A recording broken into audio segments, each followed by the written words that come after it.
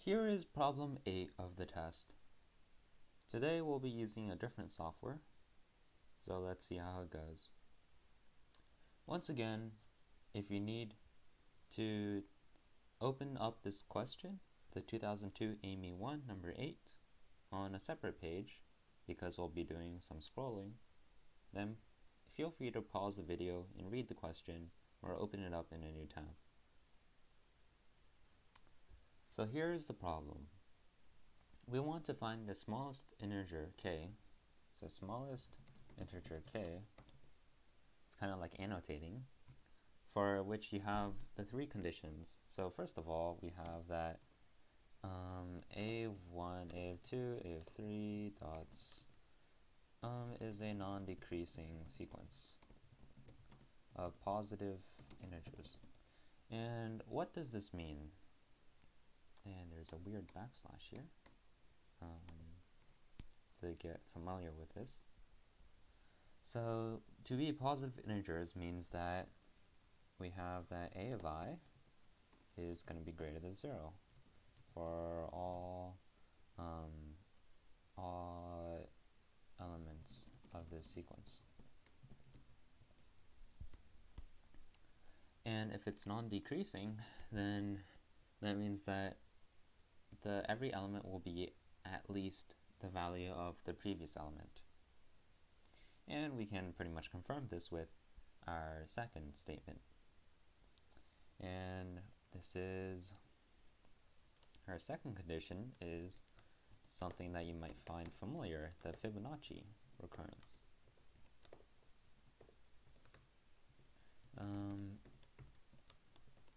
Okay, so this correlates with our first condition, because from this we know that because a of I is always a positive integer, then it must be non-decreasing, because a of n, the next item, will be the sum of the previous two, and if they're all positive, then you can only increase or stay the same. Actually, it will only increase because everything is positive. So actually we can change this to an increasing sequence. And lastly, we are given that a of 9 is equal to k, and a of a of 9 is this value which we want to minimize. Okay. Okay, so, and we have a weird condition. We have to find a value of k where there are two different sequences that we have a of 9 equals k. Trying to find two different sequences that yield a of 9 equals k. Okay, to start this question,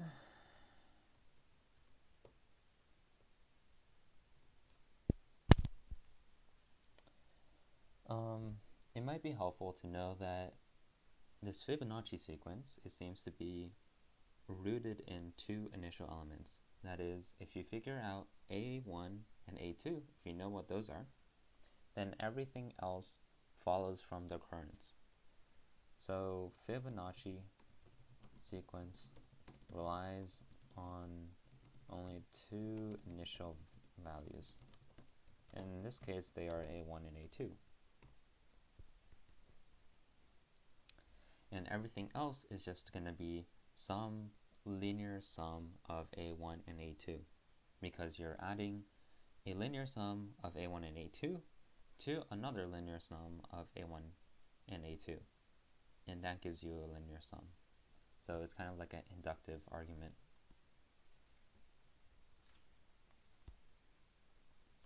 Okay, so now we want to see how we can find a of 9, because a of 9 can be written in terms of a1 and a2. So we want to find the coefficients for which this holds. So because if we start with like a1 and a2, then our sequence becomes something like a1, a2, a1 plus a2, then a1 plus 2a2, spacing is pretty horrible. 2a1 plus 3a2. That's 1, 2, 3, 4, 5. 3a1 plus 5a2. 2, 3, 4, 5, 6. So 3 more. So 5a1 plus 8a2.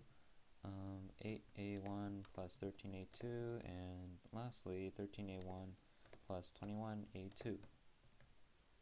Okay, so a of 9 is equal to 13a1 plus 21a2.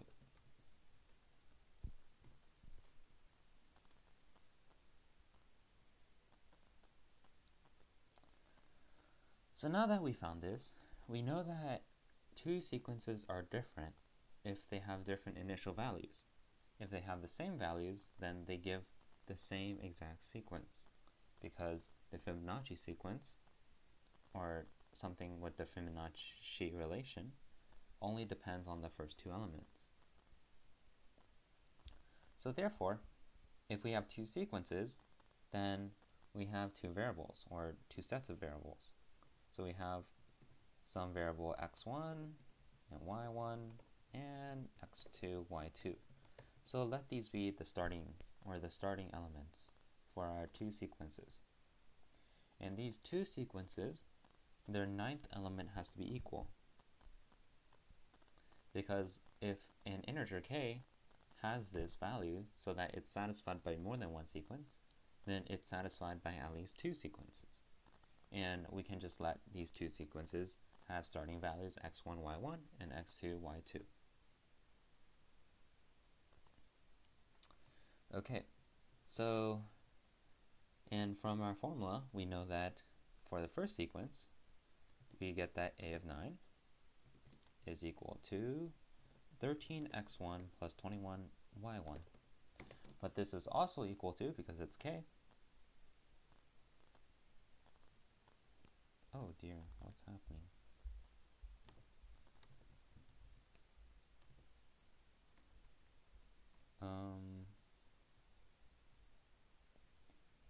13x2 plus 21xy2. Okay, there we go. Okay. So, in fact, we can just scrap out the a9. We have 13x1 plus 21y1 is equal to 13x2 plus 21y2. Now, keep in mind, we know that x1, y1, x2, and y2 are positive integers from our first condition, because the sequence is an increasing sequence of positive integers. So because they're integers, we have to satisfy a couple properties. That is, they can't be fractions. Seems pretty obvious, but we can't use this to solve the question. So if you rearrange and distribute, then we have 13 times x1 minus x2 is equal to 21 times y2 minus y1. And this is very nice because everything is integers, we know that the right side has to be a multiple of 13. And we know that the left side has to be a multiple of 21. So we know 13x1 minus x2 let's divide 21, and don't need that, but and 21 y2 minus y1 must divide 13. And obviously 13 doesn't divide 21, which means that 21 is a factor of x1 minus x2. And 13 the other way is a factor of y2 minus y1.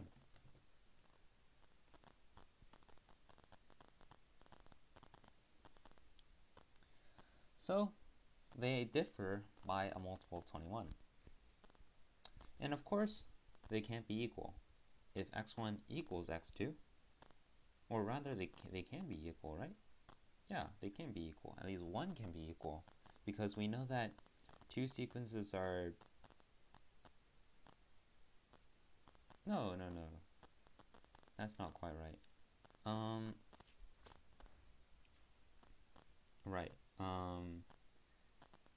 Yeah, okay.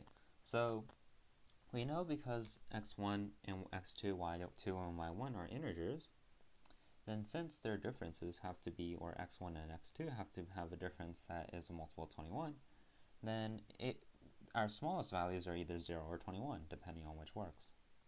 Because once again, we want to find the minimum value of k. The minimum value of k, which is a of 9, a of 9 is 13a of 1 plus 21a of 2, which is the smallest when we minimize a1 and a2. Specifically, we want to minimize a2 a bit more because it has a higher coefficient.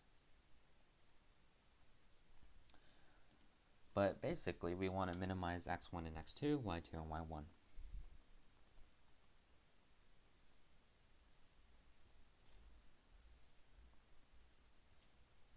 So let's first do some casework. x1 minus x2 should only be 0 or 21, depending on which works. It could be a higher power of 21 if none of these work, but we'll test later if that's the case. So first suppose x1 minus x2 is equal to 0. Then if we sub it back into our original equation, then we get 13 times 0 is equal to 21 times y2 minus y1. And that gives you that y2 equals y1.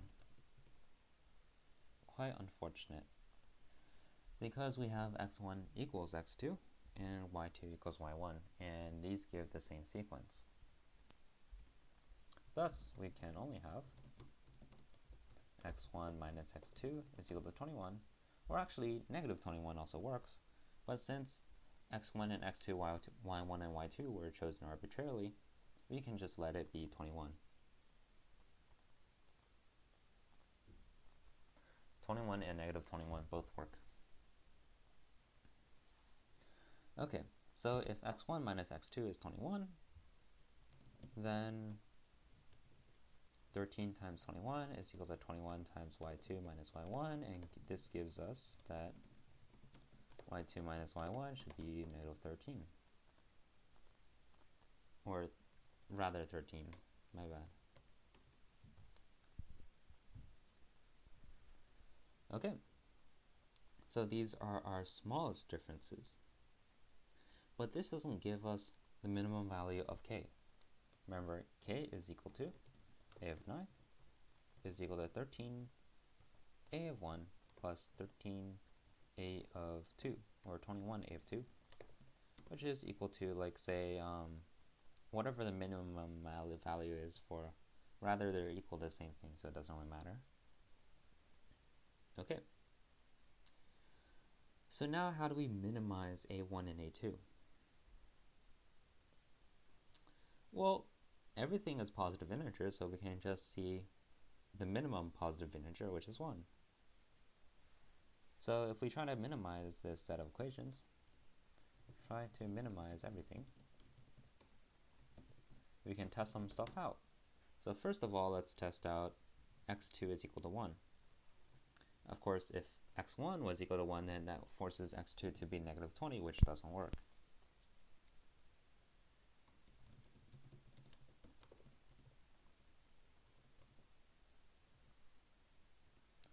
Okay, so we have x1 equals 22, x2 equals 1, then that gives you, oh, y1 and y2 are totally independent, so we can choose y1 to be, again, 1, and y2 to be 14. And these should give you the smallest values of x1, x2, y1, y2.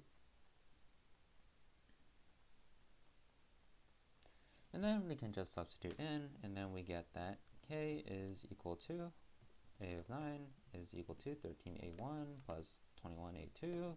We sub any combination of these in. Let's just use x1 and x2. So 13 times 22 plus 21 times 1 is equal to 220, 66, 286. So that is 307, if I'm not mistaken. Let's quickly double check that. Yep. And we can always check back on our other equation. So k equals a of, oh, why did I type out a of 0? A of 9, 13 a of 1 plus 21 a of 2 is equal to 13 times 1 plus 21 times 14. And what is this? 21 times 14, 210, 84, 294, plus 13, 307, as desired. So our answer is 307.